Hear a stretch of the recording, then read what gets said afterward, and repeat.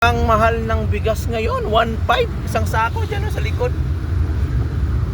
Kalights, 1.5 yung isang sakong bigas. Grabe, 1,000 lang yung dati Sobrang laki ng itinaas. Pambihira talaga. Tayo magagawa. Kailangan natin kumain ng bigas, kaya bilhin pa rin natin ngayon 1.5 yan. Sipag lang tayo ng sipag. Uy, nangyari dyan? Nangyari dyan?